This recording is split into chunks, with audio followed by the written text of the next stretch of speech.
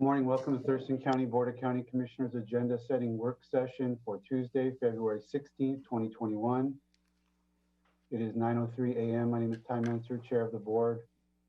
Present via telephone temporarily is Vice Chair Commissioner Gary Edwards. We have County Manager Ramiro Chavez and Commissioner Mejia is just walking in. Very good. Commissioner Mejia has now joined the boardroom. We're in a variety of formats here, and we've got others in the boardroom. Ramiro would be.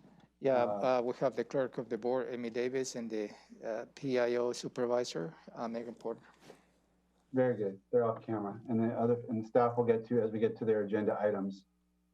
For public attendance, you may follow along on our Thurston County YouTube channel or join via conference call by calling 360-252-9020, PIN 1234.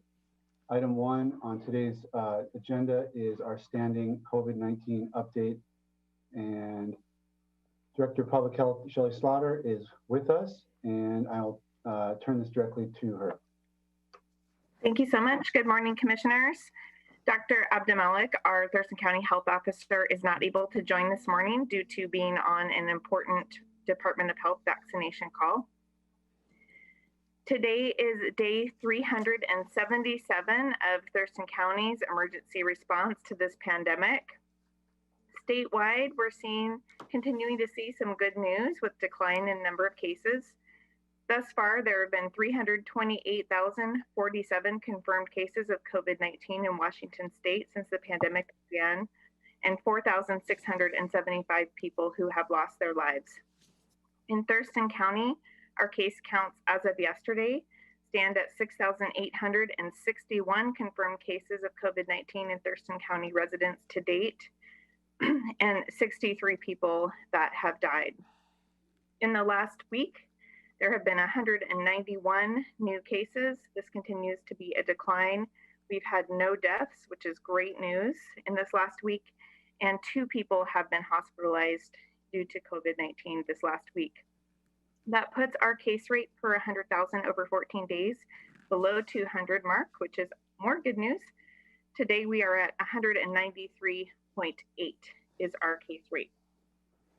In terms of hospitalizations and capacity, in the Western region, 88% of our staffed acute beds are occupied. 11% are occupied by COVID patients, with 12.9% of ICU beds occupied by COVID patients, which is a significant decline and some of the lower numbers of COVID that we have seen since this summer. In terms of outbreaks, we've had 47 congregate care outbreaks in Thurston County that we have investigated to date, with 8 current outbreaks. Moving on to vaccinations, statewide vaccinations as of this morning are at 1,057,844. So Washington reached an amazing milestone over the weekend with over a million doses administered. So that is great. In Thurston County, 33,155 residents have been vaccinated. 10% of our residents have initiated their first dose of vaccination, and 2.55% are fully vaccinated. This is despite recent shortages in vaccine supply here in Thurston County. I am very sad to report that this next week, Thurston County is only receiving 300 first prime doses for all of Thurston County region. Thurston County Public Health will be receiving no new doses this week. Most of the vaccinations supply that has come to Thurston County for this next week or is being allocated is going to support second doses. So that is a statewide priority to make sure and get second doses. For those that are wondering about how you get your second dose, when you receive your first dose of vaccination, you should get an appointment for your second dose with your provider. What this means for Thurston County residents this week is there are not going to be appointments or clinics offered in Thurston County for first doses. We're very hopeful that this will continue to increase as the weeks move on and as additional vaccine supplies from the federal government increase. We're also hopeful about the Johnson & Johnson emergency use authorization being approved in the coming weeks, which should help our supply. A little bit more on vaccinations. Despite our unfortunate news this week, our planning efforts to continue vaccine and be ready for it here in Thurston County continues and is our top priority. We are working on implementing our mass vaccination site so that when that supply comes, we'll be ready to open it. We are looking at several different sites, as I've mentioned before, South Puget Sound Community College, Thurston County Fairgrounds. We are also very grateful that the city of Lacey has offered the regional athletic complex as a potential site for us to explore, and our team is working on that. We're also working with community partners to hold other clinics, outreach events, mobile events, and pop-up clinics in our community.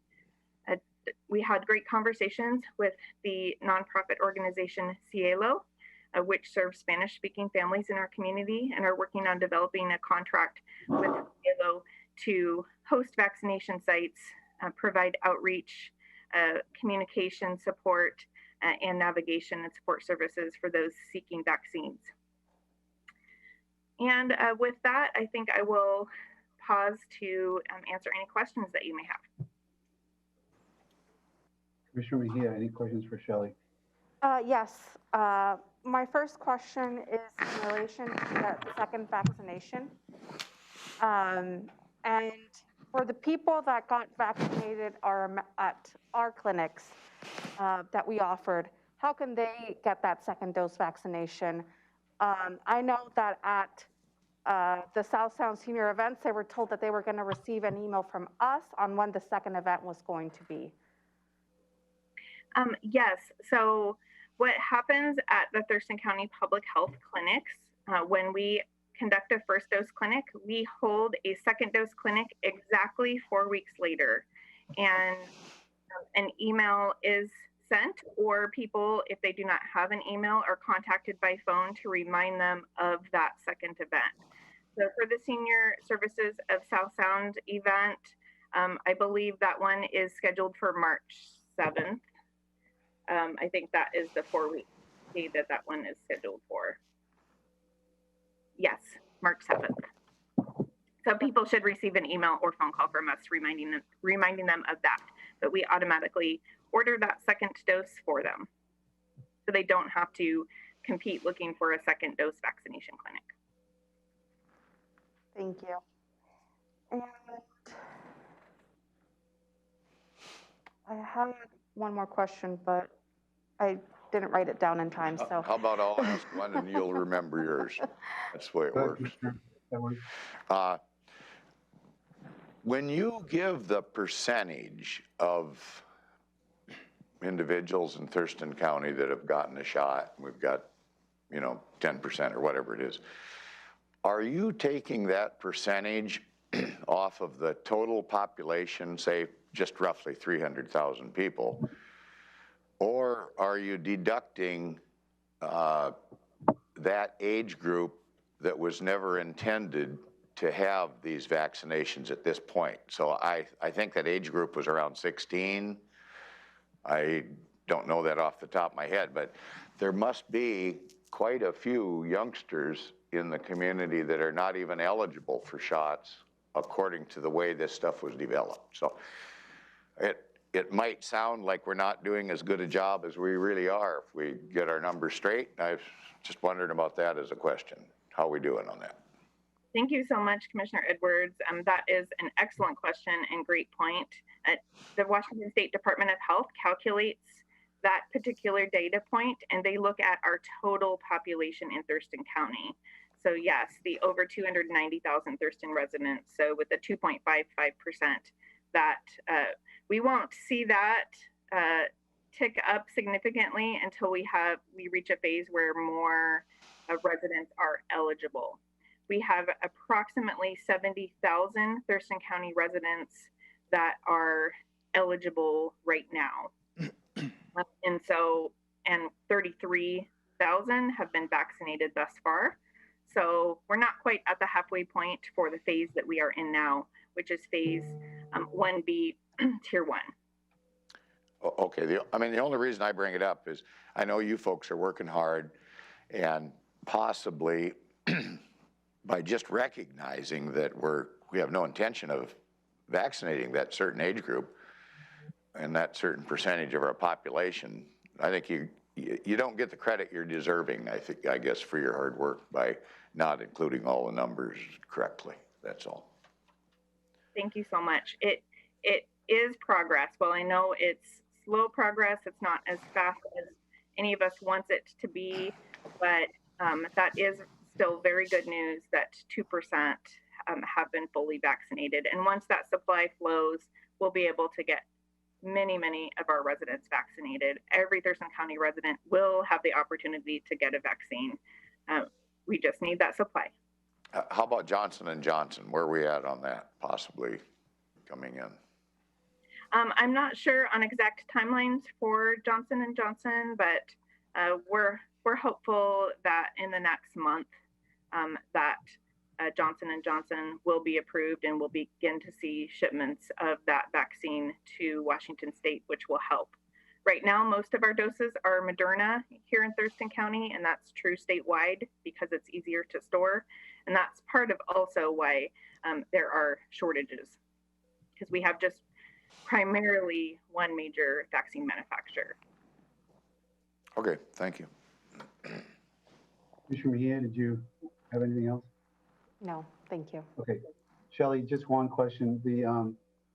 I was just curious about there's good news coming from federal government about vaccine ramp up. I mean, there was a news story about a week ago about purchase of another 200 million doses, and still after the goal of having everyone vaccinated by summer. And I'm just wondering, what's the guesstimate for when we're going to see that on the ground? I mean, is it 2 weeks? Is it 4 weeks? Is it 6 weeks that we'll start to see? When is the state telling us that we'll start to see that supply flood that we need coming into the county here? We're not sure, and nor does the state have exact predictions about that, but we're hopeful that in about the next 3 weeks or so, we'll start to see an increase in vaccination supply. And I know the state is also working on plans to provide allocations for greater than 1 week at a time. Right now, as you know, everyone gets their allocations on a weekly basis, and we're hoping to get some predictability with that federal supply and allocate 2 to 3 weeks out forward. Okay, thank you. Yeah, if folks are like me, it's like checking the mailbox. You know, it's like if I know it's coming in 2 weeks, then I can deal with that. But if you think it's coming every day, then it gets, the frustration level adds up. So it's just good to be straightforward about, you know, when we can start to see that change, but it sounds like it's coming. Thank you, Shelley. Yes, thank Appreciate you your time. Let's go to item number 2 on the, Commissioner? oh, sorry, Ramiro.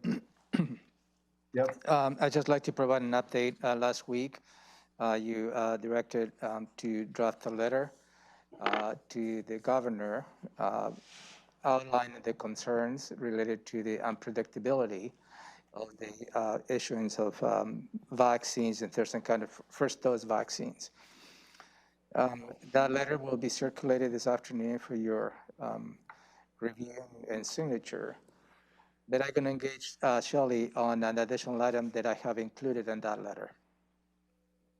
And I was working on the language last night on that particular item. Last week, we were informed that perhaps just to provide the context, we have a local IMT, which is the Incident Management Team. And Mark Muffett is the one who's leading this team. That really is the core planning group to plan all the different clinics and also reaches out to all the many different stakeholders, healthcare providers, to have successful clinics.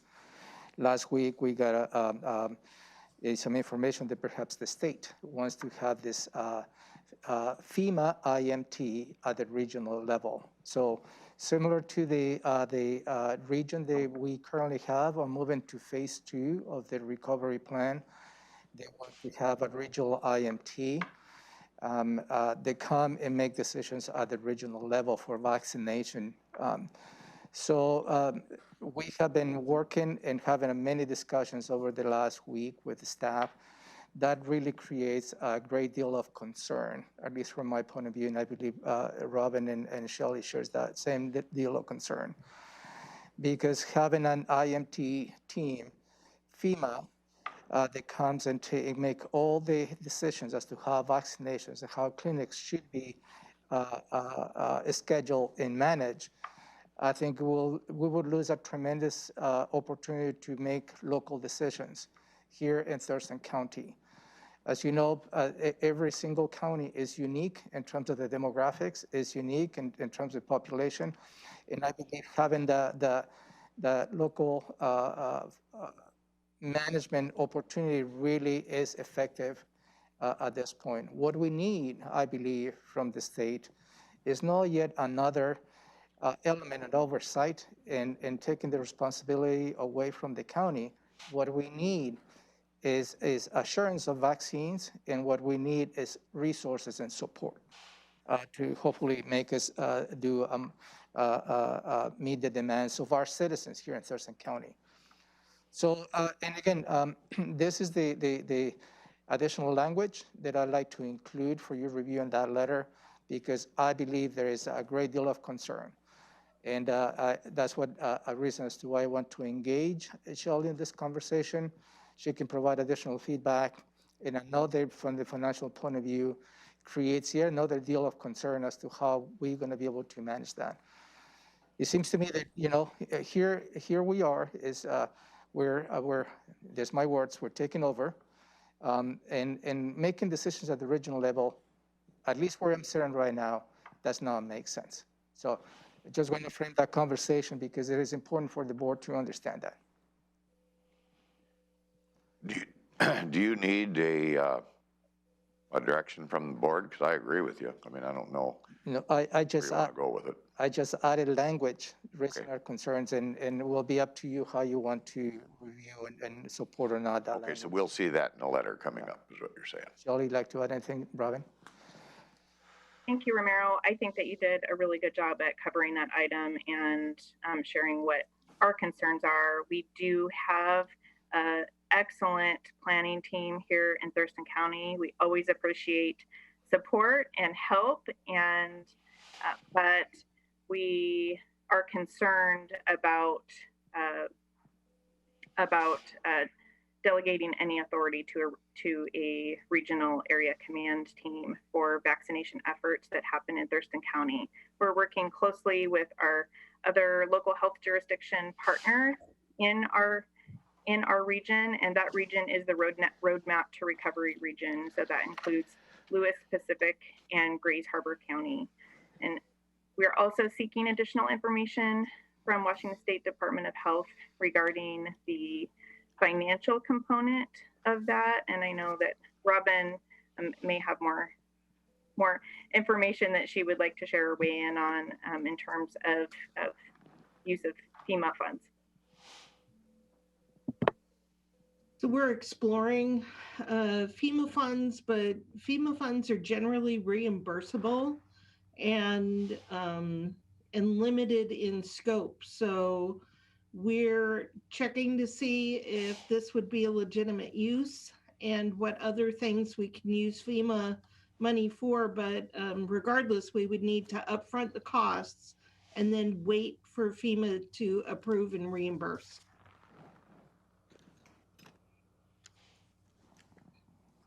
That is somewhat confusing to me. If that's, I mean, that's how usually we would do if we were using FEMA funds for something, but this sounds like FEMA directly taking over, which would be something different altogether. Ramiro, you mentioned a negative financial impact. Is there, what are you referring to when you say that? Because I don't believe and again, we're exploring these options, but Robin has stated, you know, is a reimbursable basis. So it will be as we given the delegation full authority to this FEMA IMT, that comes with resources. That comes with everything that we can provide to support this regional team. And we lose assurance whether we're going to get reimbursed down the road. And I guess that's probably where I'm sitting at this point is that potential financial impact.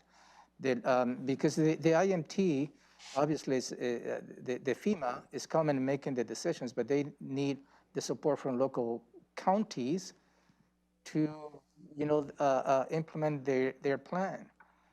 And at that point, I don't believe we have that, and it's just my reaction to the whole very evolving item. So we're also, it doesn't sound like it's actually FEMA staff coming. It sounds like it's Department of Health or actually Washington State Emergency Management stepping in. They would be reimbursed by FEMA. And part of our uncertainty is, would the county costs be reimbursed by FEMA? Because it won't be free to the county. Department of Health has the money for these teams running through the state, and that is extremely uncommon for FEMA. So Shelley was setting up an appointment for us to meet with the financial people at the Department of Health, to try to find out more about just what exactly all this means in terms of money. Okay, questions from the board regarding that? No, but I did remember my question. I can ask it. Go for it. Okay, so my question was in regards to vaccination, testing sites this weekend were canceled due to the snow. I'm just wondering how that's going to affect our numbers coming up, especially as testing starts again today, and are our numbers going to be higher? Shelley, could you let us know how that's going to affect our numbers? Yes, thank you so much, Commissioner Mejia. I actually meant to mention that, so thank you for bringing that back up. Yes, typically whenever we have seen testing sites be impacted by events such as holiday closures, when we had wildfire smoke closures early in September, we will see an influx of people who were not able to get testing during that closure period, and then will seek testing. And so we may see some brief spikes related to more people seeking testing. Generally, that doesn't change our positivity rate by too much. So it remains to be seen what that will look like. But if people do see more cases coming over a few days, that doesn't necessarily indicate a concerning trend. That's something that we'll monitor and take a look at. And testing sites are back open as of today, and that includes the Providence drive-through site, as well as the Thurston County community-based sites at Roof, Union Gospel, City of Lacey, and Evergreen State College this week. Check out our schedule on our website. Thank you. Thank you. Okay, thank you, Shelley. Let's move forward. Item 2 is homeless strategies update with Keely Marino. Good morning, Commissioners. Keely Marino with Public Health and Social Services. Primarily, my report today is going to be about our hazardous weather event, which was declared last week from Wednesday until Sunday morning. And so I'd just love to tell you about our amazing system and how they responded. So first of all, one of our contracts is with Interfaith Works. When we declare a hazardous weather event, that they will provide staffing for any kind of pop-up shelter. Interfaith Works at First Christian Church was able to open the upstairs of that building to offer up to 25 beds for houseless individuals. And over those 4 nights, they had 85 extra beds. So 12 people the first night, 25 for the remaining nights, turning people away on a nightly basis. Highly vulnerable individuals. Some of them were young, some of them were old, but very, very grateful for that extra effort. St. Mike's also extended their shelter over the weekend. So they typically serve up to about 16 males or male identified individuals in their shelter. But this weekend, they expanded up to 28 and provided 24/7 care so that those individuals would not have to leave, mostly at Kim Condrat's hands. So she orchestrates all of the sheltering, and she and her family were actually there staffing a lot of that. So they were able to go up to 22, 24, 23 beds respectively over those nights in order to serve extra individuals. There was a warming center that was stood up down at the Olympia Center.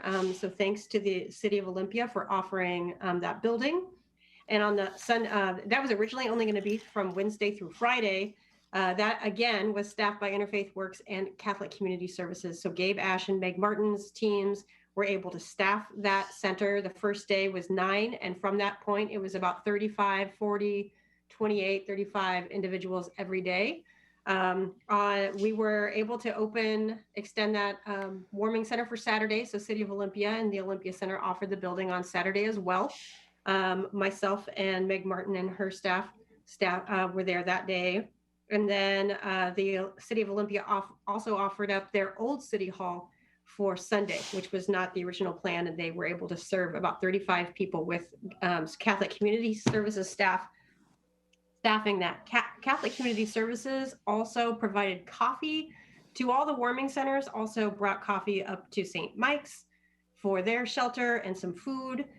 Community members such as Krishita Begum, she's a local caterer, and she brought 61 hot home-cooked meals on Saturday for folks at the warming center. City of Olympia staff made sure the walkways were clear. The Thurston County Food Bank provided, I can't even tell you how many pounds of sandwiches and other snacks on Saturday as well. Partners in Prevention Education is contracted to do shelter-in-place outreach activities, and so they were able to provide extra outreach and extra survival gear Tuesday through Friday of last week, increasing their normal distribution of survival goods. So overall, it was a very successful response. Obviously not enough. Some really good stories came out of that effort because there was a centralized location for very vulnerable people to gather during the day.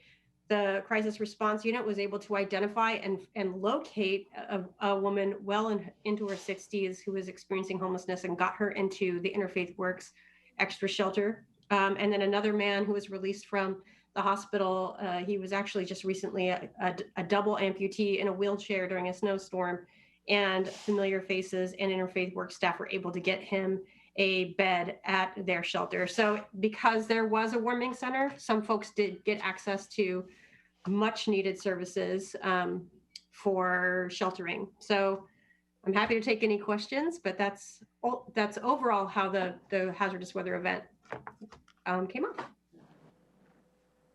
Commissioner Mejia, anything for Keely?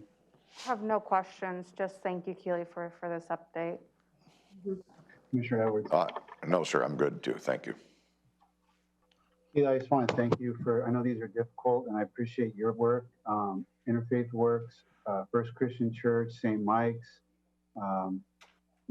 Partners in Prevention, Catholic Community Services, all the groups you mentioned obviously did a great job, and we just really appreciate their efforts. Some of those are pursuant to contracts, some of those are just pursuant to the hugeness of the hearts of the people involved. So I thank both categories of folks for stepping up and getting us through this weekend. Yes. Thanks, Keely. Thank you. Okay. Item 3 on today's agenda is a review of the afternoon agenda for today, February 16th, which we are having a Board of County Commissioner meeting.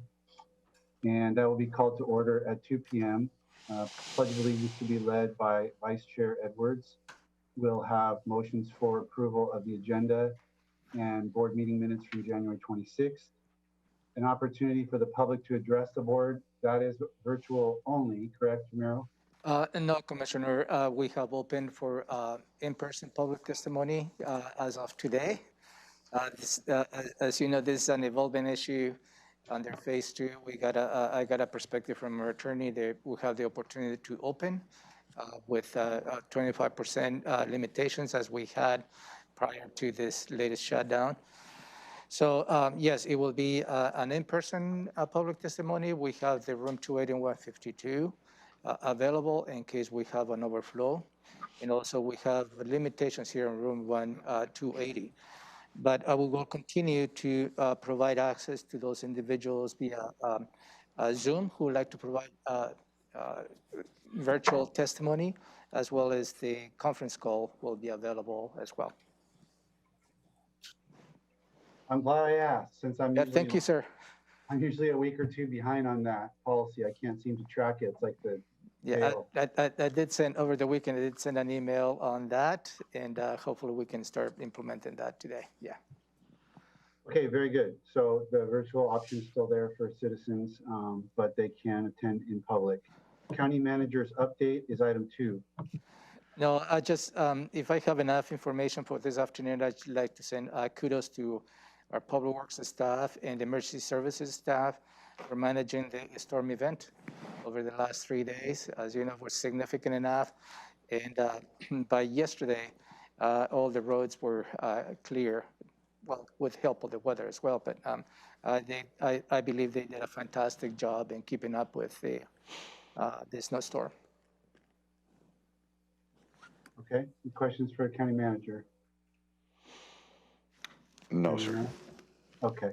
No, sir. Then we'll move to consent items, and it looks like we have a long list. So we'll handle the, we'll go through the first items, and then we'll hopefully maybe we can talk about the committee appointments in a block. Item 3A is resolution to dissolve the Water Conservancy Board. Yes, Commissioners, you reviewed this item, I believe, last week.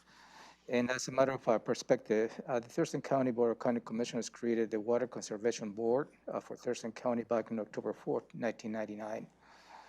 And Resolution 12046. And following to, in 2002, you expanded, the board expanded the membership from 3 to 5 via Resolution 12768. Through the years, and I think a lot of things has happened, this particular board has not been able to be active since 2018. And we have been tracking this particular board. We have given, I believe, enough time to see if there's any individuals who would like to serve on this board. And there's only one person who is asking for the board to consider abolishing this, dissolving this board. And that goes in compass with the all the other efforts related to the Hearst decision, and some of the Hearst decision fix the legislature passed related to the WIRES, and how we're going to be managing water and conservation efforts in Thurston County.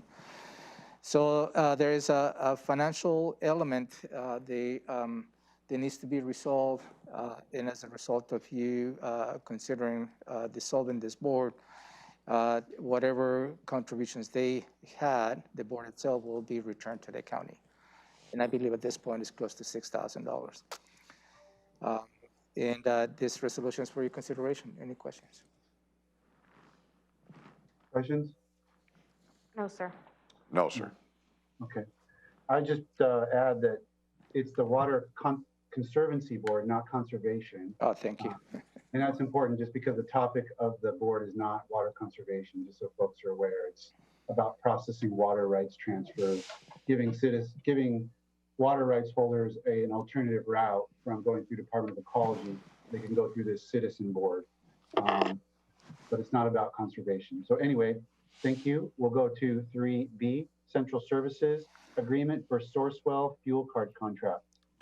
Thank you, Commissioners. This particular item is for you to consider giving authorized the Assistant County Manager to sign a contract with Source Well from U.S. Bank. And this related to the Voyager card that we use. The Voyager card, as you know, we made available to all the fleet in the county for county vehicles.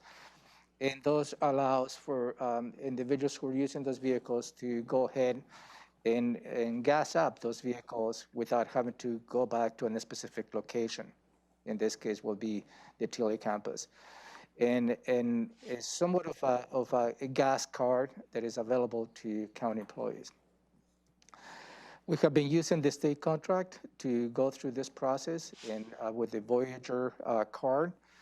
And the request is for you to consider extending this contract.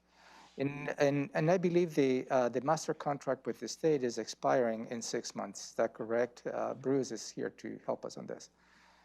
And after that, is the expectation to go through a bidding process to secure the same services? Just to clarify, so we're currently using the state contract to use Voyager. Right.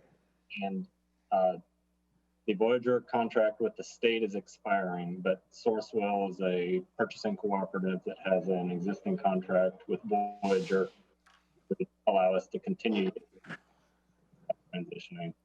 The state is transitioning to transition to the state fuel card after a period of time, but we just renewed our cards in October, and this is an opportunity for us to continue using the card without the turmoil associated with changing over the cards and changing the interface between our fleet system and the fuel card system. So can you introduce yourself, Bruce, and what position you hold in the county? Fleet services manager. Okay, thank you. Okay, questions for Bruce or Romero? Commissioner Mejia? No questions. Commissioner Edwards? I guess what I would point out, maybe it's not a question, but for the viewing public, so they would know that this is actually an efficiency issue, and it prevents those people that are utilizing a county vehicle, because that's the only thing we're putting fuel in, from having to run back and get gas when they can actually get it from a local vendor under this contract. So it's all about efficiencies and carbon footprint. How's that? Okay, thank you. I don't have anything. Thank you, Bruce. And we'll move on to item 3C. Assessor's Office. Yeah, for your consideration is the Assessor's Office is requesting for you to approve a reclassification of one position from a senior appraisal to a appraisal assistant. And again, this is, I think I have framed this in the past. This is a larger plan the assessor has. It related to how he manages his staff. And I believe this is the last step on the overall plan, if I recall well. Again, this classification will reduce the budget from $6,023 a month to $4,719 a month. That will be a reduction of $1,304 or 22% decrease. And again, this is part of his overall plan on managing his staff. Any questions on the assessor item 3C? No, sir. No, sir. Okay. Now, 3D through 3L are appointments to boards. And the first group we reviewed last week, and then the treatment sales tax, J, K, and L, we had a robust discussion just about a week ago on those items. So are there any, can I just handle those kind of in block, Ramiro? Just, is there any board discussion needed or questions or concerns about the group of appointments that we have slated here? Commissioner, yeah, that's fine, but if you allow me just to read this, just for the viewing public, because this afternoon you will take action as a consent agenda, so you will not have the opportunity to read each of those items. I will just read them all. Who is the consideration for appointment to what board? Would that be okay? Go for it. Okay. The first one is for you to consider appointing John Burton to the Agri-Tourism Advisory Committee. The next is to appoint Robbie Rutledge to the Agri-Tourism Advisory Committee. The next appointment is to appoint Juanita Turman to the Agri-Tourism Advisory Committee. Next is to appoint Peggy Kwan to the Thurston County Civil Services Commission. The next is Mr. Bill Lundstrom to the Historic Commission. The next, Ms. Nancy Winters to the Surface Stormwater Advisory Committee. Next is Marilyn Roberts to the Treatment Sales Tax Advisory Committee. Next is Marie Madron to the Treatment Sales Advisory Committee. Next is Chief Robert Almada to the Treatment Sales Advisory Committee, and I believe that was the source of your conversation last week. Next is, that's it, all the appointments. Okay, does the board have any questions or concerns on these items? No questions. No questions. Okay, and then the conclusion of the consent agenda is items 3M and 3N, which are the voucher lists for the week of January 25th and the week of February 1st. Did the board have any questions, concerns, comments on these two items? No, sir. No, sir. Okay. Department items 4, Central Services, contract award for Thurston County Public Works, closed landfill, gas flare improvements. Yeah, Commissioners, thank you. Late last year, you authorized the department to go and secure bids to replace the flares that we currently have at the Waste and Recovery Center, also known as the WARC. And on January 19, 2021, we received 9 bids. Out of that, the 9 bids, the low bidder was Stellar J Corporation with a low bid of $547,856.40. And the department is requesting for you to award the contract, this particular contractor, and with an additional 10% for any unforeseen conditions for the Department of Public Works Director to sign that contract.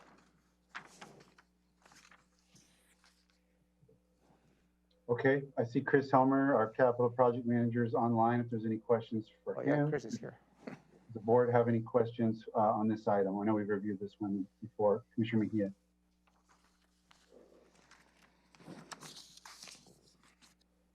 Nope. No questions. Commissioner Edwards. No, sir. All right. No one wants to build a bridge, but gas flare improvements. We got 9 bids. That's great. Yeah. Thank you, Chris. Let's move to item 5. Community Planning and Economic Development. Set a public hearing for Development Code Docket number CR4, Commercial Smokehouses. Andrew Bond is here. Ramiro, do you want to set this up? Yeah, the next 5 items are related, but the board needs to consider setting a specific public hearings for the next 3 items. Those are related to the Development Code docket items. The first one is the commercial smokehouse, and the board had a briefing back in January 20, 2021. And also staff provided some perspective. The CPID held 2 work sessions with the planning commissions back in September 16, 2020. And October 7, 2020, a public hearing with the planning commission was held on November 4, 2020. And a CEPA determination of no significance was issued on January 11, 2021. And the board heard a briefing related to those 3 items on January 20, 2021, and the board provided the direction to submit an AIS to set a public hearing. And again, the first item is related to the smokehouse allowance in the county. The next one is related to the permitted child care centers. And the last one is the resorts and retreats. Andrew Ballman is here to walk you through each of those items. If you like, I'll answer any questions. Okay, well, we've had a briefing and a previous agenda setting. I don't know that we need to walk through the items unless the board has particular questions on any of them. No questions. I do have one comment, sir. Yeah, go for it. It seemed like each one of these were associated maybe with a particular event, and we said that it's really not for any one individual operation. And I just see that we still have one business named here on the smokehouse one. I thought we'd agreed to, we were gonna try to do, we're doing this for everybody. Just happens to be this is gonna affect that person, but does Looks that like it make was sense? changed. Yeah, it was changed in the description and then not in the motion action paragraph is what it looks like to me. Okay, good catch. We'll change that to make it generic. Thank you. Okay, Andrew, anything to add that's new or different from what you presented before? Good Andrew catch. Vaughn with Community Planning. I have nothing else to add beyond that. Okay, well then the action items will be 3 separate items to set a public hearing on the same day and time for each of these 3 items, which we've been handling kind of together in our briefings. So without any further questions on those, I'll just move on to item 6. Thank you, Andrew. Public Health and Social Services, contract with Community Action Council of Lewis, Mason, and Thurston counties for rent and utility assistance. Thank you, Commissioners. This particular contract addresses a couple ever-changing revenue that we continue to have from the federal government as well as state government related to rental assistance. Back in December, the federal government passed a federal package that included a direct allocation to counties above 200,000 population. And there was a specific allocation to Thurston County in this case for $8,759,391.90. And that is specific for emergency rent, utility assistance activities. And also this requires at least 90% of those funds be used directly for this assistance, including rental assistance, utility, home energy costs, utilities, and energy cost. This item was moving right along for you to consider to award the contract to the Community Action Council for Lewis and Mason counties, and because the Community Action Council has been extremely effective in managing, as you may recall, the allocations from the CRF as well as the ERAP, the Eviction Rent Assistance Program issued by the state last year. So the proposal from the staff is for us to continue to partner with the Community Action Council to deliver the services to the individuals in need here in Thurston County. Just made a clarification. The title of this, the Community Action Council, includes Lewis and Mason, but the benefits of this particular item will be only for Thurston County residents. Late last week, we realized the Department of Commerce is going to give an additional $1,436,879 related to the ERAP. That was the Eviction Rent Assistance Program that we conducted back in 2020. So the cumulative action for you is to consider to award to the Community Action Council of Lewis and Mason counties for $8,609,392 related to the Treasury Emergency Rent Assistance Program. The new acronym is TRAP, and $1,436,879, also known as the ERAP. And also, my suggestions for you to consider, give the Director of Public Health Social Services the authority to sign any amendments for up to 20%, because we have award that perhaps more additional money might be coming related to this activity, and we'd like to expedite the process as opposed to coming with a specific action for you to consider amending the contract. Tom Webster is the brain behind all this, and I'd like to give him the floor to correct me anything that what I said or add additional information. Good morning, Tom Webster, Public Health and Social Services. No, I think the county manager did an excellent job trying to keep all those fund sources straight. I just want to say, kind of for the public, you don't need to worry about whether you're eligible under ERAP or TRAP or whatever. We're going to market this as rental assistance from Community Action Council, so we'll have rental assistance available. The programs are very similar, but there are some slight differences between them. But working with Community Action Council, they will make sure that you get the resources that are eligible that you're eligible for. So we're going to market this broadly as rent assistance that is available to folks.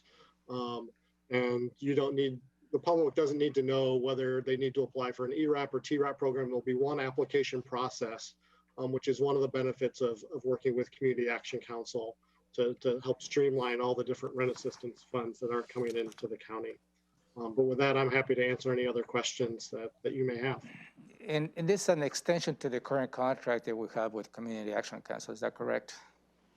So Amendment, one of them is the Commerce, the $1.4 million is an extension of our current contract with Commerce.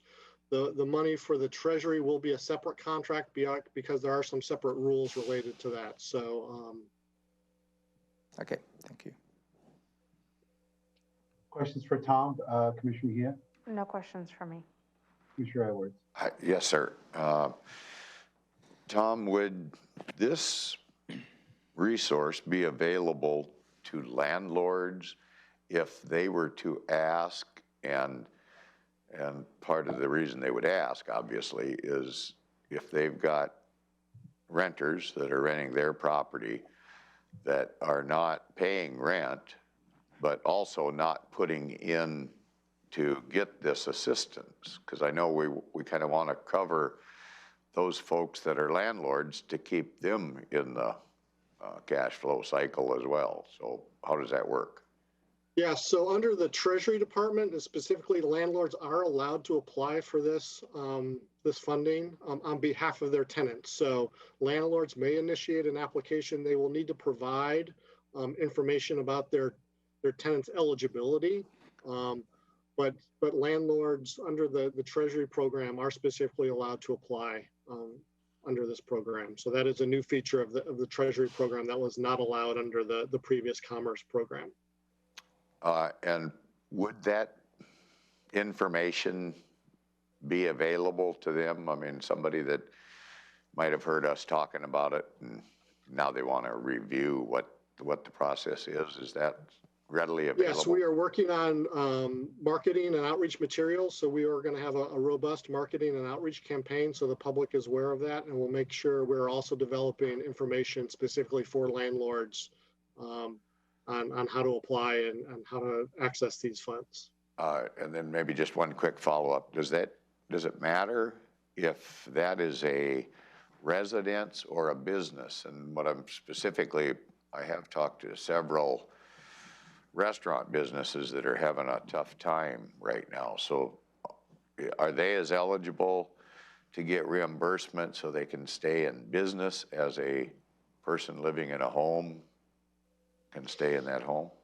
Yeah, so this program is specific for the housing residents. So it is not intended for business rent for related to businesses. So this is for because the eligibility is the person needs to be at risk of homelessness or they have income thresholds for the tenants living in the rental unit. So it's intended for residential units and not for places of business, commercial businesses. Is there any eligibility requirements of these funds? Is there any program that covers that for the businesses? I am not aware of any, but I'm in the housing field, so Robin or Ramiro may have other resources that are available for businesses. The Thurston Strong group is looking as to the options. I believe the state passed a $2.2 billion just last week. And within the $2.2 billion, I don't know how much will be available to Thurston County. That might be an option as to Thurston Strong to get access to the money so it can provide grants to businesses. I believe that is probably the best avenue that I know of at this point. There are also a number of federal programs that are not run through the county. They're running through the state from the last relief bill that was passed. So Thurston Strong really is the best resource for businesses. If you're a business and you contact Thurston Strong, they can let you know exactly what aid is available.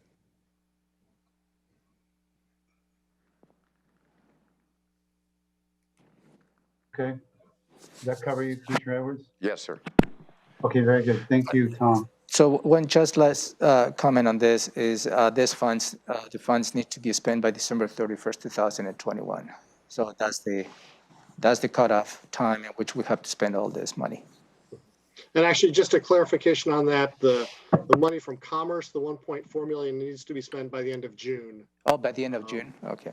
Yes, the 8.7 we have, 8.6 million we have until December to spend. And actually, we've been told we have until September 30, the end of the federal fiscal year. Anything that's not obligated by that time will be swept back, is what we've heard. Yeah, but well, we can talk about Right. the definition of obligated, if we are obligating it by this contract. So That's questionable. So lots of dates flowing around, but the main point is, if you need rental assistance, contact the Community Action Council.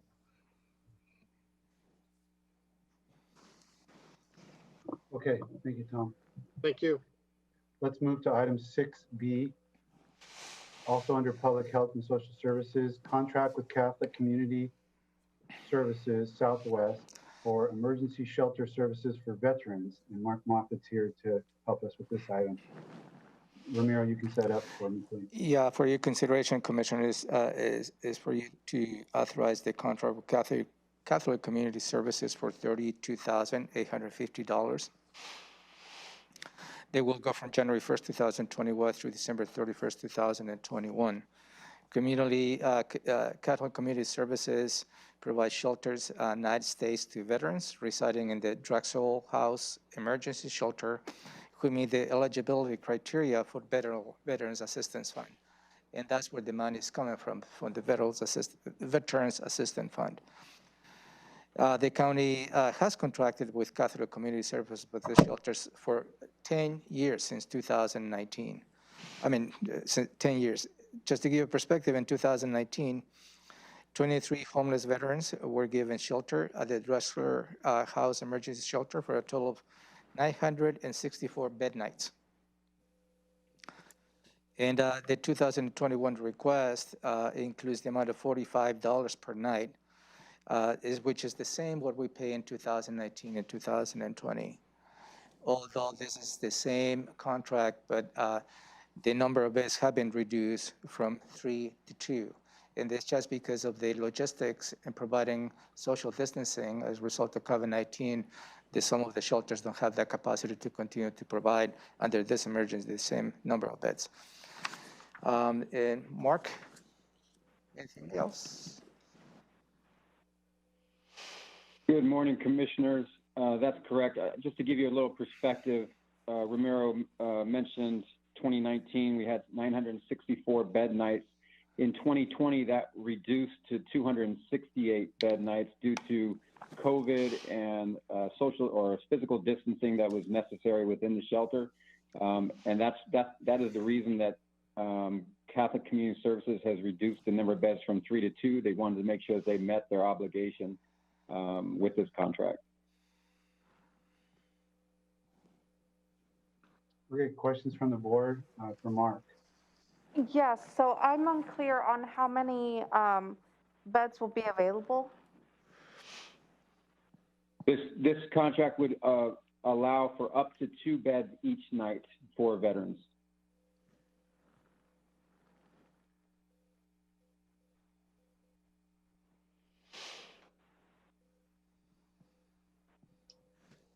Anything else? That's all, thank you. Commissioner Edwards?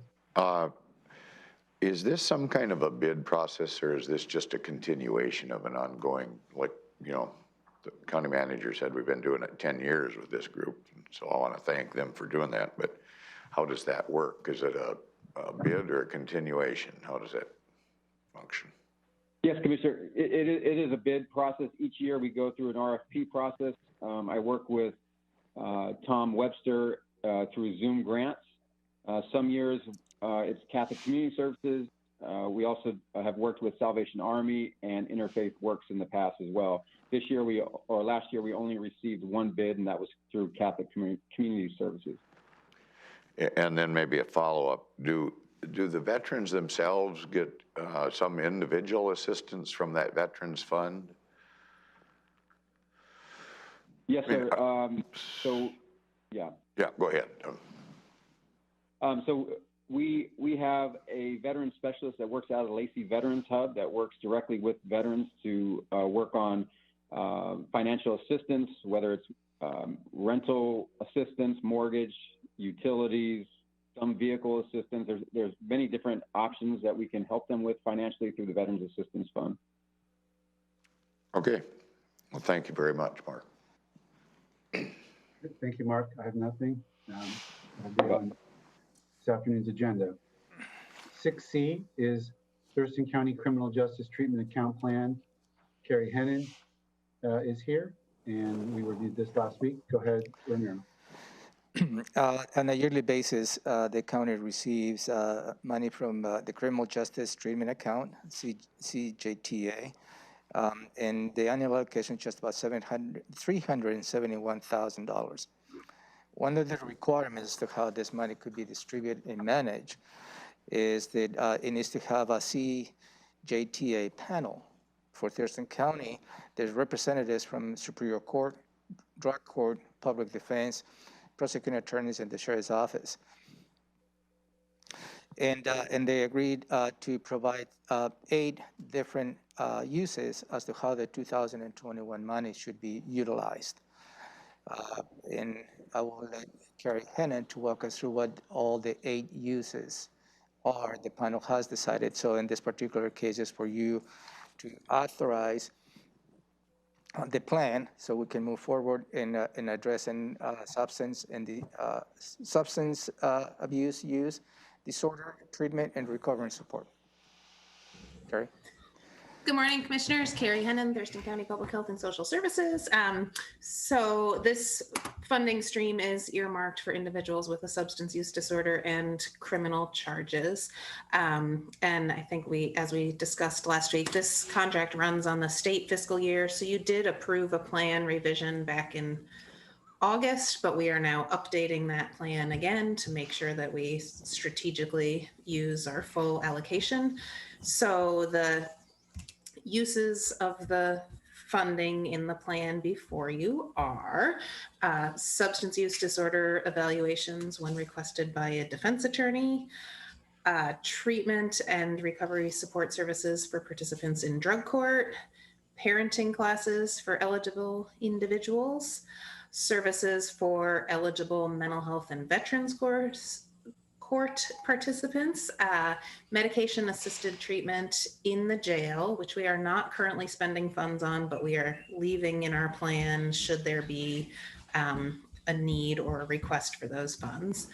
Housing case management for eligible individuals, domestic violence treatment, assessments and treatment for CJTA eligible individuals, and services to pretrial services participants who are eligible for these funds. So we keep growing our list of eligible expenses as we sort of learn more about the uses of this fund. So again, this is a revision to a plan that came before you back in August and just adds a couple additional uses of the fund. Questions for Carrie from the board? Commissioner Hia? No, sir. Commissioner Edwards? Yes. Did I hear the dollar amount right? Is it 371,000 that's dedicated to this group of actions? And then Correct. Yeah. This group of supporting and expenditures is recommended by the TST committee, is that right? No, CJTA panel Well, what's that? is the Criminal Justice Treatment Account panel. Okay. So this is a different hat that I wear. Okay. My bigger hat is treatment sales tax. This is my smaller hat. This is state funding that comes it's a contract from the healthcare authority. So there's a lot of overlap with TST in terms of the kinds of things we can spend it on, but it is an entirely separate fund source with slightly different rules, different decision making. So it does not go through the TST advisory committee. But it is money from that account, though, is that right? No. No, It is not, okay, where does the money come from then? the state. So TST is part of our local sales tax. Criminal justice treatment account comes from state funds that they contract out to the counties. So we have a contract from the Washington Healthcare Authority for this $371,000.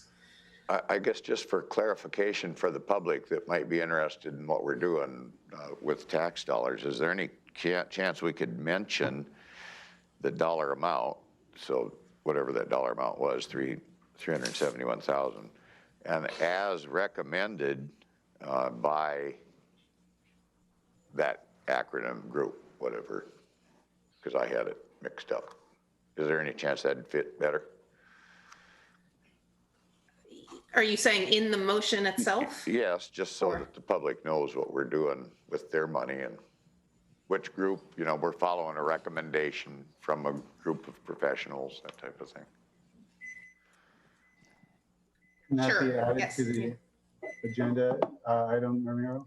Yes, I'll add that. I don't have any problem with that suggestion, so assume Carolina doesn't either. Okay, let's go to, thank you, Carrie.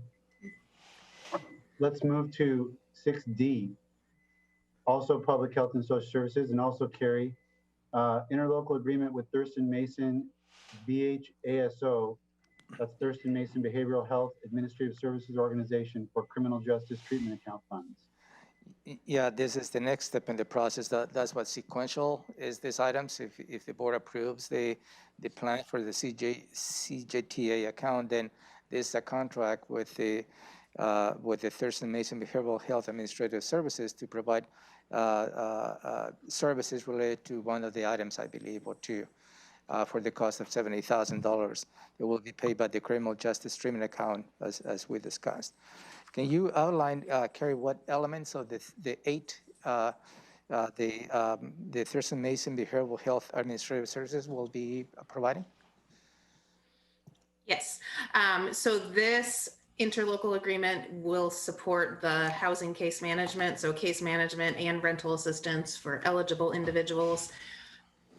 To either further confuse or perhaps clarify things, this adds criminal justice treatment account funds to an existing contract and program that we operate in partnership with the Behavioral Health Administrative Services Organization, that is primarily funded through treatment sales tax funds. So there's this existing program, and this just adds another fund source. So they, a little bit, I think, like what Tom was talking about, they look at people requesting these funds and figure out which fund source they're eligible for. So this just expands an already existing housing program that we work with the BHASO on.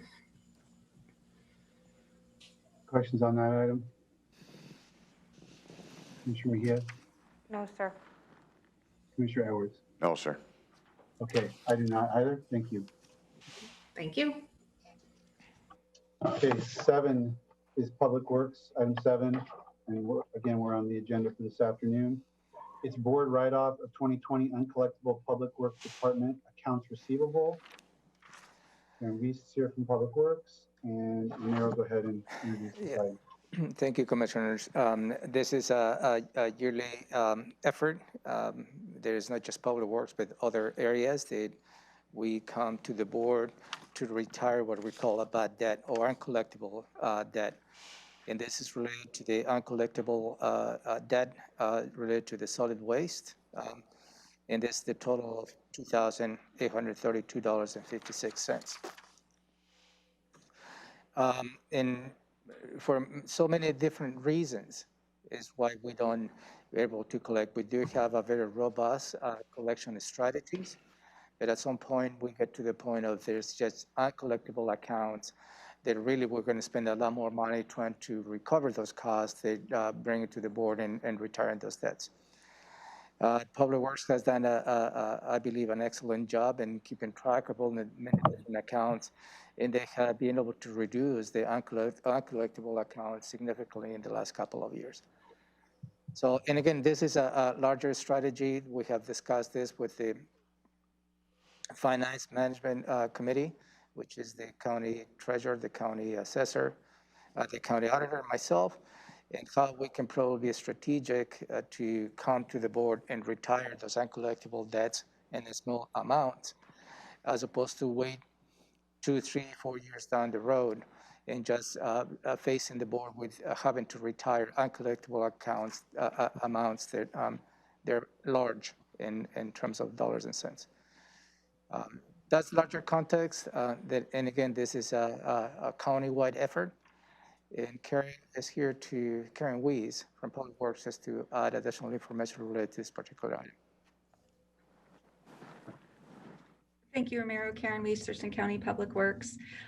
You did a nice job of summarizing what we've done. We do this annually. Bring to you any accounts that are 6 years uncollectible, because at that point in time, we do have them assigned to a collection agency, but at that point, their statute of limitations in terms of active collections has expired. So we are bringing those forward. This is a very insignificant amount of our overall revenue that we bring in on an annual basis. Our solid waste revenue is about 27 million this year. So this is a fraction of that. Nonetheless, it does remain on their record, and at some point in the future, it could come back to the county.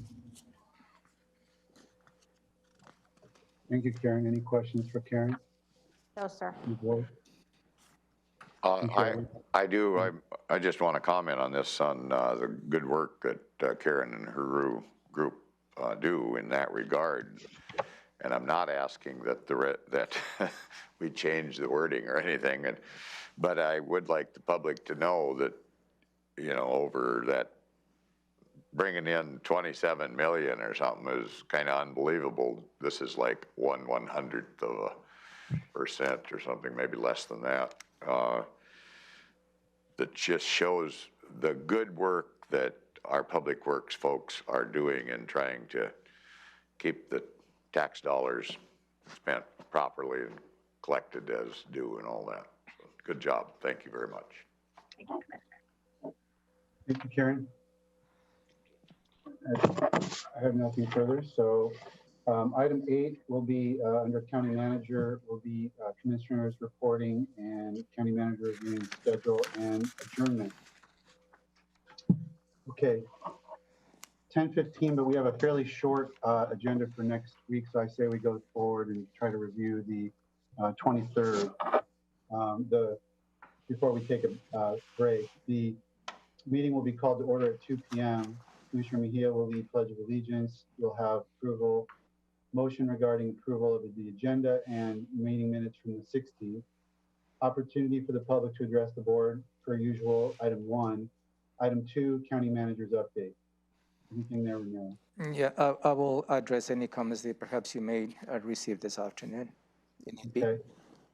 The only consent item is the voucher list that we'll have a chance to review prior to the meeting. And then department item begins with auditor. Item 4, setting public hearing to change precinct boundaries, which something we've seen in the past. So it looks like we have our auditor, Mary Hall, online, but Ramiro, you want to introduce this? Yeah, thank you, commissioners. This is, you have an actual briefing tomorrow. The auditor's office is going to walk you through the details of the proposed changes on the precinct boundaries.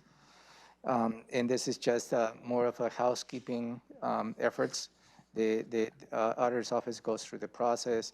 And again, before the board can take a formal action accepting those or not, the changes on the precinct boundaries, you need to hold a public hearing. So this is in the event. You will be, fully informed tomorrow on your briefing. And again, it's small changes.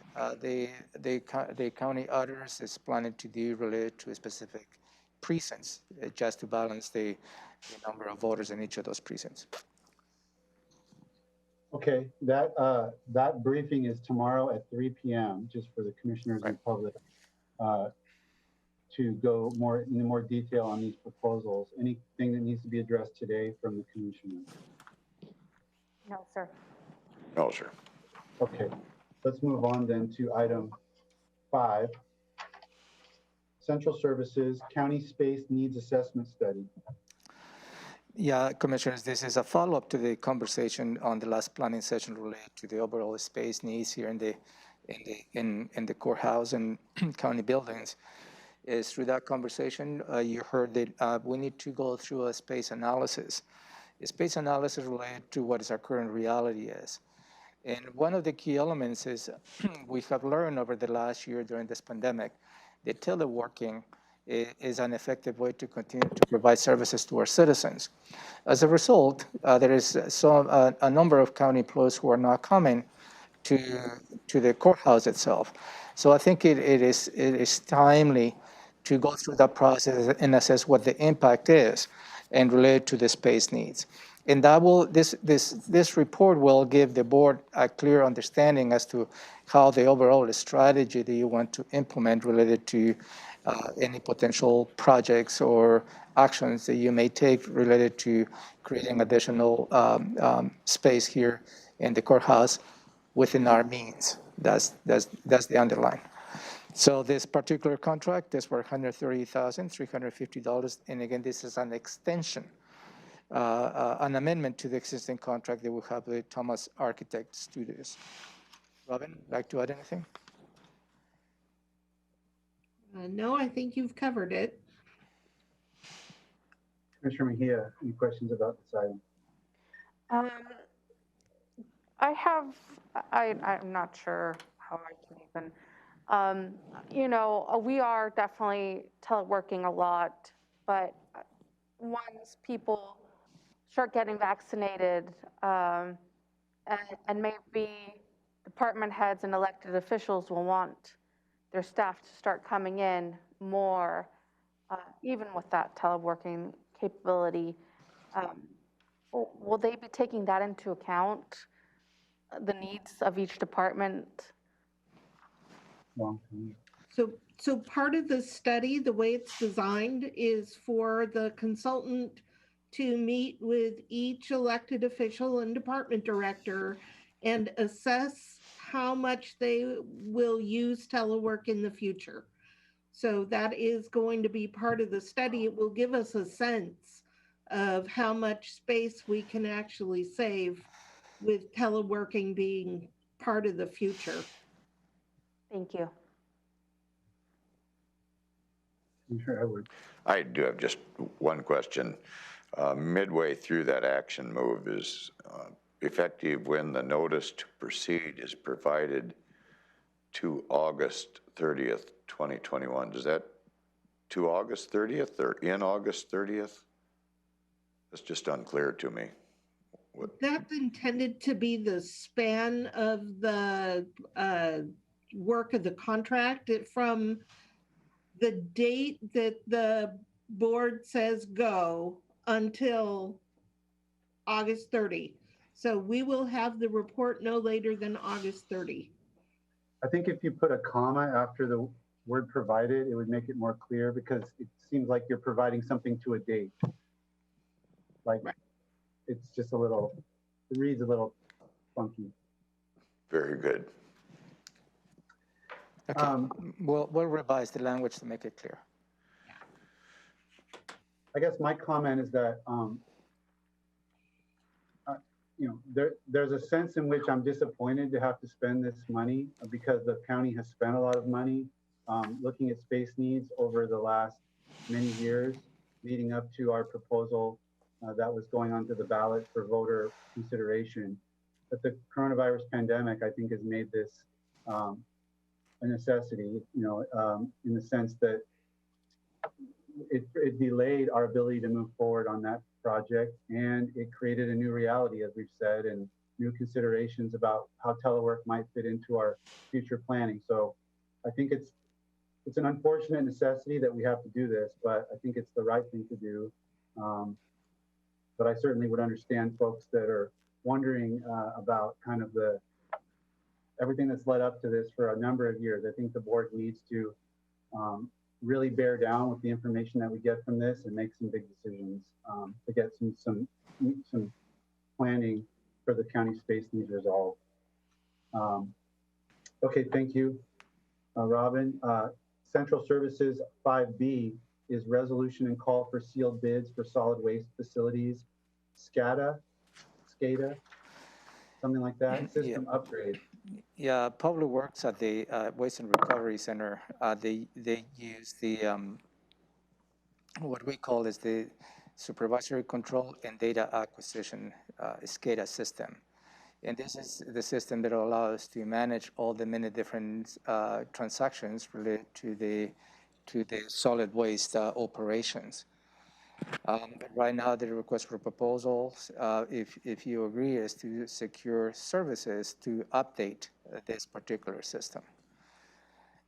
The estimated cost that we have plan is included in the budget, which is paid by the solid waste tipping fees, is between $800,000 and $1.1 million.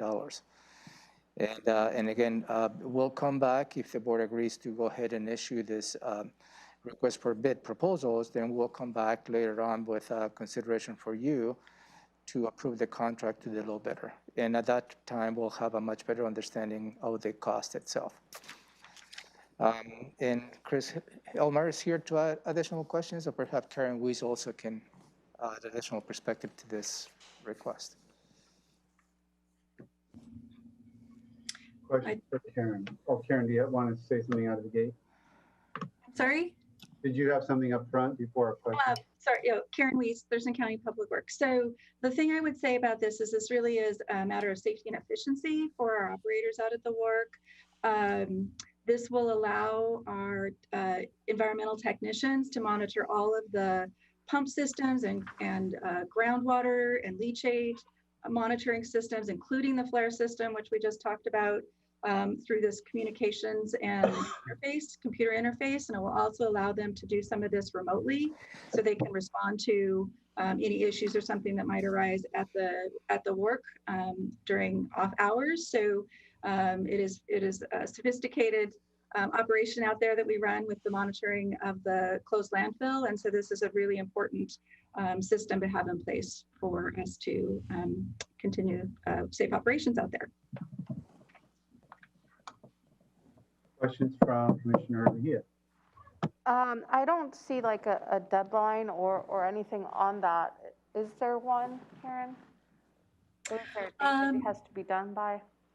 No date that it specifically has to be done by. We are trying to get this out. I believe the construction window is during the summer and into the fall to have this completed by the end of the year. And there is an interface with our flare system as well. So trying to coordinate that. The flare has already gone out. So this will be the next step, but there's going to be coordination between those two projects. Thank you. Commissioner Edwards, anything? No, sir. Karen, I seem to remember having this system addressed about 2 years ago when I was fairly new on the board. And am I remembering that correctly? And is it a periodic update, or is it some new changes because of the flare system changes, et cetera? Or am I just misremembering that? Well, you probably do remember when you first came on the board, it was probably part of our capital improvements program or capital facilities plan. And so we have been working on this for the couple-year time frame, but this is actually, we have not invested in this. It's just been the preliminary work to find out the needs of the system and the complexity of it. And I think Chris was also, has been working on, I think with the COVID, there were a couple other things that came along that delayed the timeline on this a little bit, but it is the same project that you remember from when you first came on here, Commissioner. Okay, and is this a system that is, so many of our software systems, it seems like, are reached the end of their life and need to be replaced? And is this a system that's viable for the near future, or the SCADA system? You're probably going to get into. I seem to remember it being described as kind of a antiquated system. Well, we are trying to replace our antiquated systems that don't talk to each other and that we aren't able to monitor remotely with an up-to-date system. I'm probably getting into dangerous ground with my knowledge of technical information here. This is probably a good question for Chris. But I do know that we have these similar types of systems for our water and sewer utilities. This seems to be this system seems to be the system that is employed for these types of operations where we have to have complex pieces that talk to each other and that interface. So I think that this will be the system that we have for the long term to integrate our parts and help us do that remote monitoring. Okay, thank you, Karen. Thank you. The last substantive item for next week's agenda is 6. There's a hand, sir, there's a hand up there from somebody. I didn't see a hand. Sorry, that's my cursor. That was you? Yeah, I apologize. I needed to move my cursor. Okay, sorry about that. Okay. Dennis Osorio is here from Information Technology. The agenda item is Microsoft Premier Services Agreement. Yeah, Commissioners, for your consideration, it's two actions that you may consider with this item. is one for you to consider waiving the competitive bidding requirements for professional services, which is related to the support that we get from Microsoft, related to the Microsoft Premier support. This contract is for 1 year for $73,780, and we fixed the motion is an extra number in there. And the reason as to why waiving the competitive process is the county uses Microsoft applications to conduct the day-to-day business, and that is really no other outfit can provide that support services other than Microsoft. So that is the justification behind why you're considering waiving the competitive bidding process. And again, is authorizing the Dennis Osorio, our IT director, to sign the contract with an amendment for up to 10% for any unexpected changes. Dennis? Good morning, Commissioners. Dennis Osorio, IT Director. Romero covered it pretty well. It's just in a nutshell, we are a Microsoft shop. We all use Windows. We use Office 365. We use Outlook, Word, and as well as all of our infrastructure. So how we authenticate using Active Directory, SCCM, SharePoint. So this just allows us a higher level of support that we could actually get Microsoft experts throughout the year when needed to help us with problems. In addition, it's not only reactive support, we could do proactive support with this as well. So that we've used this same service since we went to Office 365 about 7 years ago. And we've had Microsoft come on and look at our Active Directory, look at security things, do proactive infrastructure changes to get the county to a better situation. Questions for Dennis? Who's from here? Yes. Do you have any data about how often or how much we use this service throughout the year?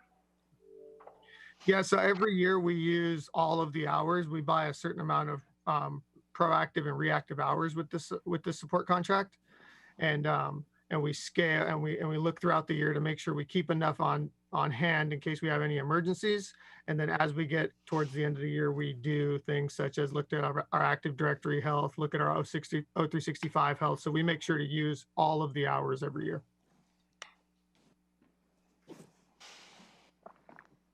Thank you. Mr. Edwards? No, sir. I'm good. Thank you. I don't either. Dennis, if you say that's a worthwhile service, then I'm good with that. So thank you. Thank you, Commissioners. And that brings us to the end of the agenda. Item 7 will just be our normal standing items. And with that, it is 10:31. I'm going to call for a 10-minute break. We've got a couple of sessions at the end here, executive session and a closed door session, but we'll pick up at 10:41 with proclamations and awards, item number 5.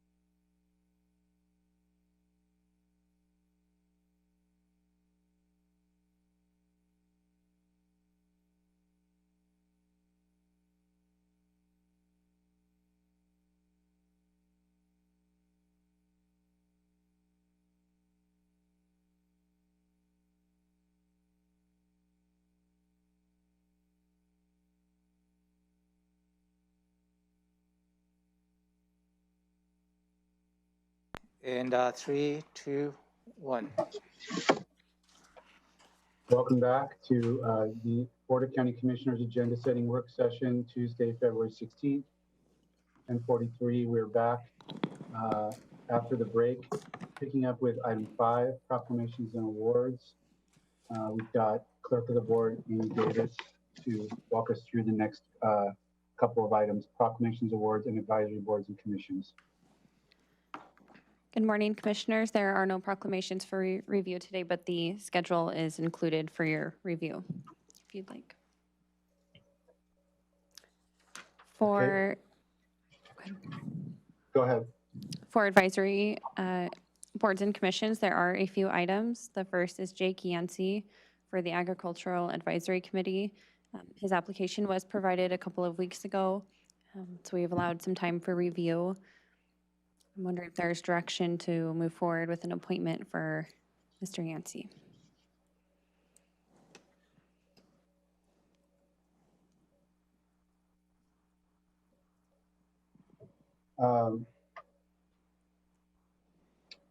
Is the board prepared to proceed with Mr. Yancey for Agricultural Advisory Committee, or more time or comments? Commissioner Mejia? No comments. From what I've seen, I'm ready to move forward with it. Commissioner Edwards, any concerns? Yes, I'm good to move forward with it. Okay. Yeah,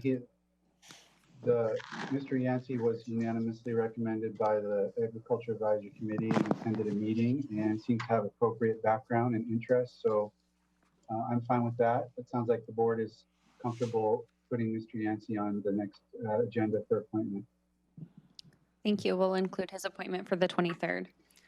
There are also 2 applications for the Solid Waste Advisory Committee, or SWAC. The first is from City of Lacey Council Member Ed Kunkel, and his letter of recommendation from Mayor Andy Ryder is attached. The second is from Port of Olympia Commissioner Joe Downing, who would be appointed for the remainder of the prior Port of Olympia member's term. On January 11th, the Board of Olympia Commissioners approved and appointed him to SWAC. And the recommendation letter provided by Sam Gibney, Executive Director, is attached as well. These are here for your review, and we will circle back on them next week, unless there are any concerns or questions. If I may, on those on the SWAC, Solid Waste Advisory Committee, those are members from the specific jurisdictions. My recommendation is for you to honor those recommendations by those jurisdictions on the appointment. Mayor, do they serve specific terms? Like you said something about the remainder of the prior term. Like the Board of County Commissioners go on boards and assignments on a yearly basis. The jurisdictions also go on a yearly basis on assignments, boards, and commissions. So that could change next year as well. Yeah. Okay. Are the board thumbs up on the 2 SWAC members? Yeah. Yes, sir. Thumbs up. Very good. Okay, we're good with all of those, Amy. That'll bring us to item 7, the public PIO check-in. Good morning, Commissioners. Good morning, Megan Porter, Public Information Supervisor. The board filmed the Meet the Commissioners show last week, and TC Media plans to have it ready for posting this Friday. We will have an opportunity to review it prior to posting. And to follow up on the vaccination scam messaging Commissioner Edwards spoke about last week, PHSS posted, or I'm sorry, Public Health and Social Services posted on February 11th about COVID-19 scams, along with a graphic about what people should be looking for. Based on information from the FDA and the Office of the Inspector General, the scams are not just about vaccinations, but also about people selling treatments on the black market or asking for money in exchange for appointments. PHSS will plan to continue to share this message and get that out so that people aren't falling victim to the scam. Dr. Abdulmalik also plans to address general health and well-being in a letter to the community soon. So hopefully that addresses both of your comments, Commissioner Edwards. Thank you. And then I checked in with IT on the Qmatic kiosk system. In Building 1, the assessors, treasurers, and auditors' offices are all up and running. The Building Development Center is working through some process issues before they move forward with using the kiosk system. Currently, CPED is having the customers bypass the kiosk and are continuing to serve the customers. The queuing system in Building 1 has been operational for several weeks. Aside from some periodic hardware issues, the system has worked well. Several adjustments have been made, but as of February 9th, it served 2,740 visitors so far. So that's great. At PHSS, or Public Health, they will be getting their kiosks installed by the end of the week. So testing and training is happening now. They should go live as soon as they're satisfied with the testing. Building 2 and the Family and Juvenile Court kiosks will be installed by the end of the week, and IT plans to start testing within the next 2 to 4 weeks. And then Building 3 is on hold until further notice. So they are not moving forward with it at this time.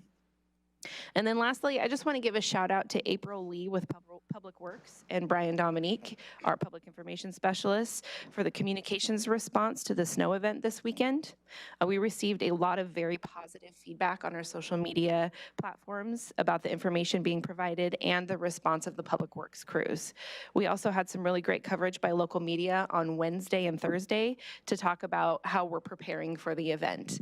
So it was very successful communications-wise. And I just wanted to give them a little shout out because they did a really great job. And pending any questions, that's all I have. Questions for Megan? No, just thank you. I was keeping track on Facebook in regards to the snowstorm, so I enjoyed reading, and they had this very informational video from Public Works about when they start plowing, and it was all great. So yes, thank you to them. That's all. Commissioner Edwards, anything? No, sir. Thanks, Megan.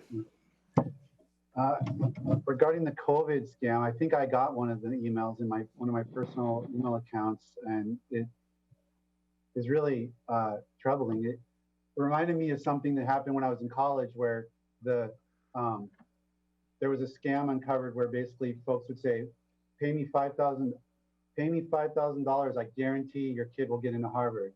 And then if the kid didn't get into Harvard, they sent the $5,000 back. And some fraction of kids are going to get in just because they deserve to get in, and then they keep that money. And of course, the parents that are paying for their kid to get into Harvard are not going to report to anyone. So it went on for a really long time, and people were making tons of money. And it kind of reminds me of this COVID, thing where folks can try to get, move you up in line, and pay me $1,000 and I'll move you up in line. It seems like it's structured along those lines, and so people need to be watching out for this. There is no money involved in your eligibility for vaccination. So thank you, Megan, for getting that word out. Next is our legislative update, item 8. Yeah, thank you, Commissioner. For you, I have an updated report. There's really no additional bills that I'd like to go through. This is just give you an update as to where all the many different bills are moving forward. And we have highlighted in somewhat of a yellow some of the key bills. They're moving forward in the process. I'm not planning to walk you through each individual status, but if you have the time to review those, if you have any questions, certainly please let me know. And again, this is just on the status as to where all the many different bills are. I believe the cutoff time for new bills is coming up, and at that point we'll know what bills are moving forward within the process, and we'll provide an update next week. I believe Commissioner Menser would like to discuss on a specific bill. That's House Bill 1157, which the companion bill is Senate Bill 5390. Is that correct, sir? I only brought that up because at the meeting last week where Katie was reporting for you, she said you had concerns about it. And I looked at it, again, superficially, and I was curious what your concerns about 1157 might be. Not on your tracker, so, and again, I'm fine taking no position, but if we were going to take a position of opposition or concern, I wanted to know what those concerns were because I didn't see them on the surface of it from my perspective. Thank you for the opportunity. The particular bill is under Senate Bill 5390. On the Oh, last page. 5390, okay. Yeah, that's the companion bill. So the 1157 next to it.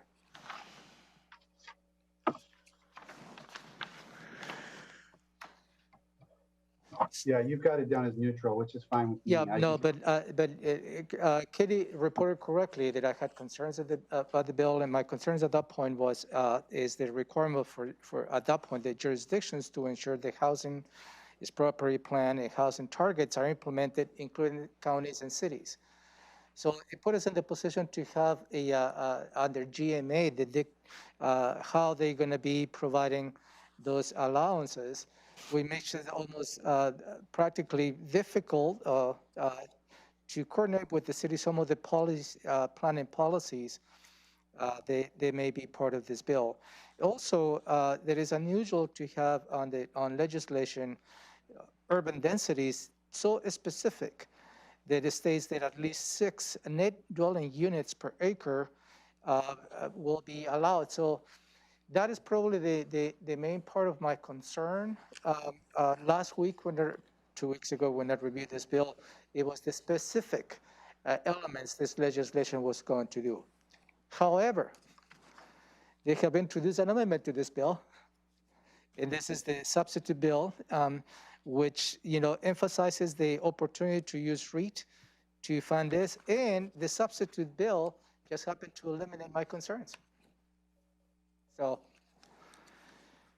and so the substitute bill was introduced last week, and the substitute bill, it really states that the substitute bill removes the additional requirements in the housing and land use elements of the comprehensive plan under UGA. The requirements that urban densities within UGA include a 6 net dwelling units per acre are here removed. So the substitute bill removed my concerns. So I think this is a very good bill to support if the board is in agreement.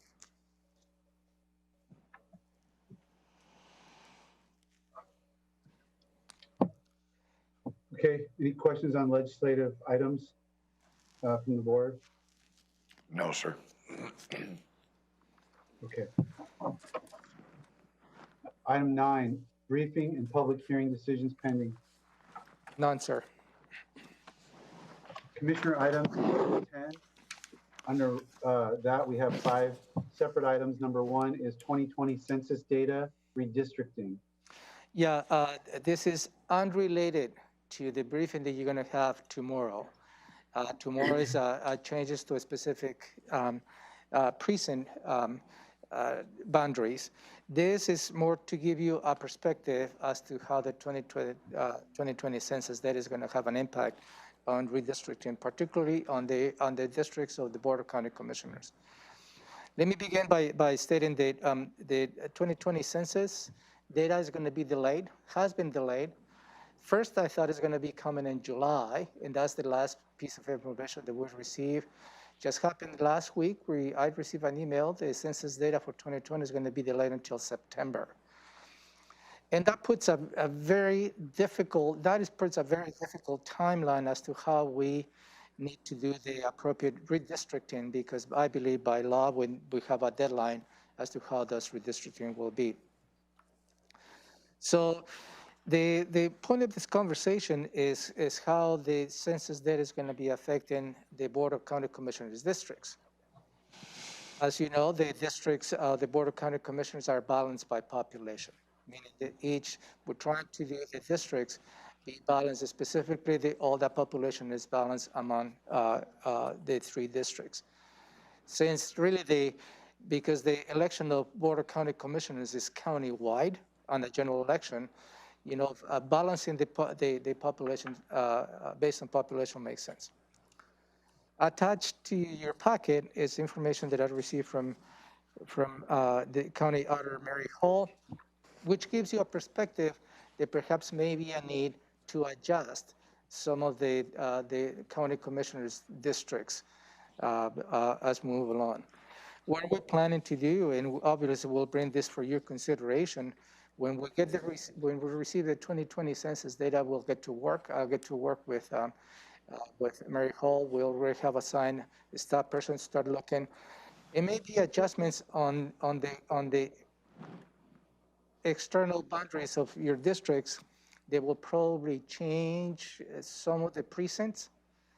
But again, the only objective at that point that we will bring for your consideration will be trying to balance the population within the 3 districts. I just want to give you a perspective. I just want to give you an update as to when the census data is going to come, and also give you also a perspective as to how we're going to be managing this very tight timeline the federal government has put on us, just to make sure that we meet the required changes on your districts. Mary, you'd like to add anything? Sure. You know, typically in years ending in 1, you would have the census data in January, and you would be complete with your new districts by August. You have 8 months to do redistricting. However, our timeline is going to be really, really short. There's a bill, it's a Senator Hunt bill that would set a deadline for November 15th of having districts done.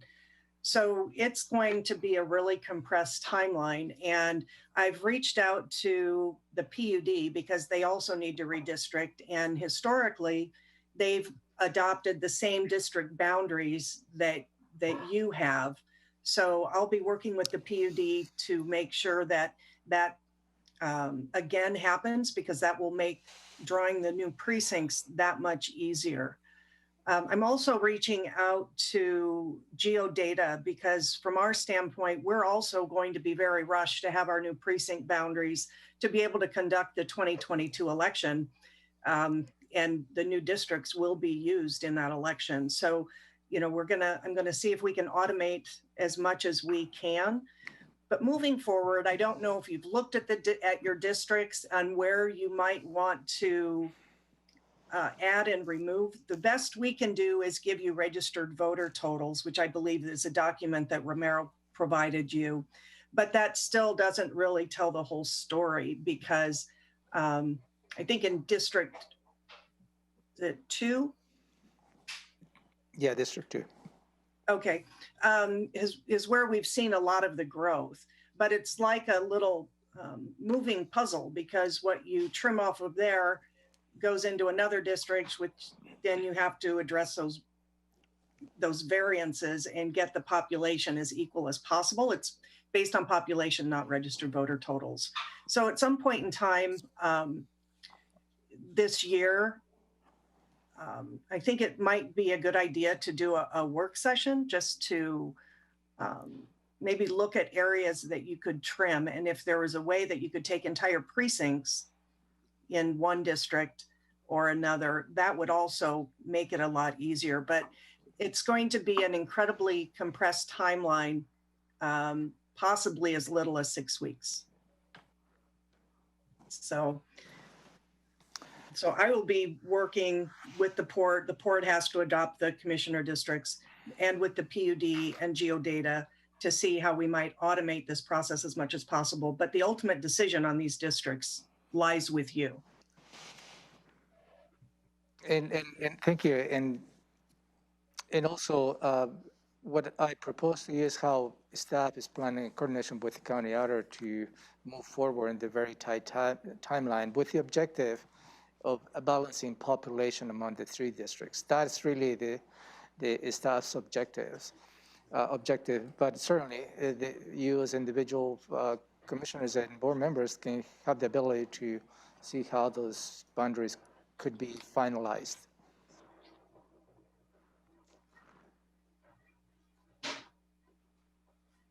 That's all I have on the item. Questions for Mary or Romero on that, commissioners? Commissioner Hill?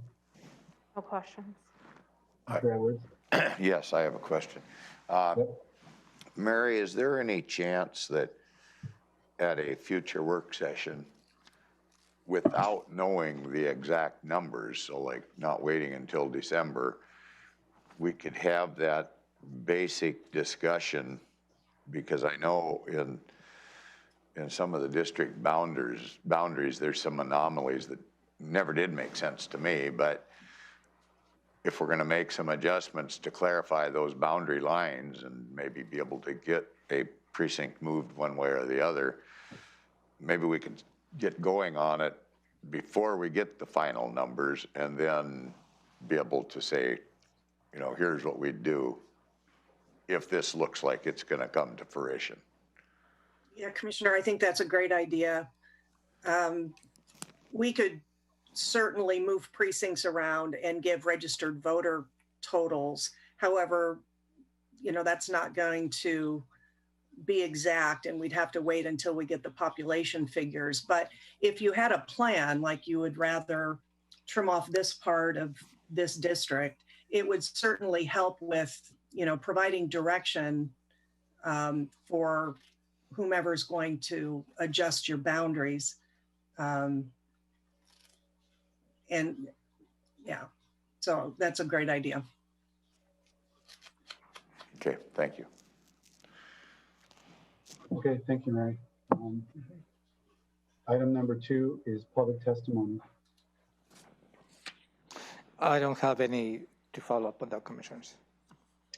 Item 3 is any other commissioner items for the executive session that's slated at number 4. Commissioner Mejia, anything you need to bring to the board in part of this public meeting? No, sir. Commissioner Edwards, do you have something? No, nothing burning. I mean, lots of things, nothing burning. I think we've got more time to spend on these other sessions. So. Then let's move to item 4, which is an executive session pursuant to, waiting for Amira to stop me. Yeah, Commissioner, if you don't mind, please outline that you're going to be moving into an executive session. That one might take probably between probably 40 minutes or 35 minutes, let's say. And then also you will move after that to a closed session, and that will take probably the remainder of the time until just about noon. So you may want to outline the two and specifying the times, and when you're done after the closed session, we'll reconvene for you to formally close this meeting. Okay, thank you. I wasn't sure how that was going to work. So executive session now pursuant to RCW 42.30.110B, consider the selection of a site for the acquisition of real estate by lease or purchase when public knowledge regarding such consideration would cause a likelihood of increased price. Building availability is the specific topic. Commissioner's action may follow. But then that would happen at the end of item 5, which is which will be immediately following the executive session, closed door session pursuant to RCW 42.30.1404A. Collective bargaining sessions with employee organizations, including contract negotiations, grievance meetings, and discussions relating to the interpretation or application of a labor agreement. This specific topic relates to the AFS-CME, AFL-CIO letter, and again, Commissioner's action may follow. So after those 2 sessions, we will reconvene in public session. Commissioner action may or may not follow, and then we would adjourn at that time. We expect the 2 together to take us right to the noon hour. Thank you, sir. So give us some time to close the video feed.